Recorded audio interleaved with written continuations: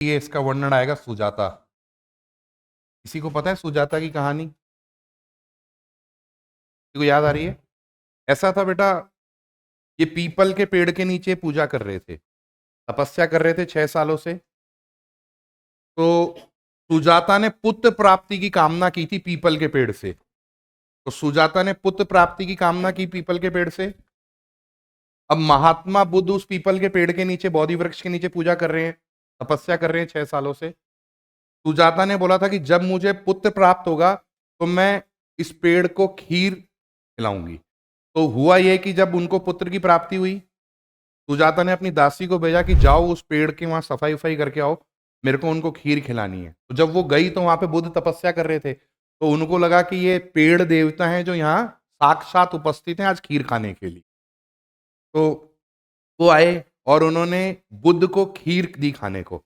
और बुद्ध ने जब खीर खाई तो सुजाता ने उनको आशीर्वाद दिया कि जैसे मेरी मनोकामना पूर्ण हुई वैसे ही तुम्हारी भी मनोकामना पूर्ण हो। फिर बुद्ध जो है खीर खाने से उनको क्या एहसास हुआ? ध्यान से सुनो। खीर खाने से उनको एहसास हुआ कि व्यक्ति को मध्यम मार्गी होना चाहिए, ना तो शरीर को बहुत कष्ट देना है, ना ही शरीर को बहुत रिलैक्स देना है, मध्यम मार्ग। तुरंत बुद्ध ने जैसी खीर खाई, बुद्ध के दिमाग में 49 डेज से बुद्ध भूखे थे, और जैसी बुद्ध ने खीर खाई और सुजाता ने इधर कहा कि जैसे मेरी मनोकामना पूर्ण हुई वैसी आपकी भी मनोकामना पूर्ण हो। फिर बुद्ध ने खीर खाने के बाद में दुनिया को ज्ञान दिया मध्यम मार्ग का। फिर बुद्ध वापस उपासना में बैठे और फिर 49 डेज बाद बुद्ध को ज्ञान की प्राप्ति हुई। और बुद्ध ने पहला उपदेश दिया, दुख है कि संसार क्या है।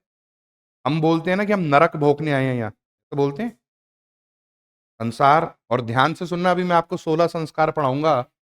निराकार जीव के रूप में हम आते हैं और हम आकार लेते हैं गर्भ में।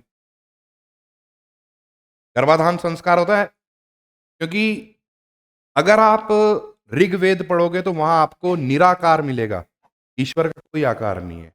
मैंने क्या बोला? सत्यम एकम बहुधा विपंति, निराकार है, परम ब्रह्म निराकार है। किसी ने पूछा, आपने अष्टावक्र का नाम सुना है? अष्टावक्र पहले क्या होता था कि जब भी साक्षात्कार होते थे ना आपस में,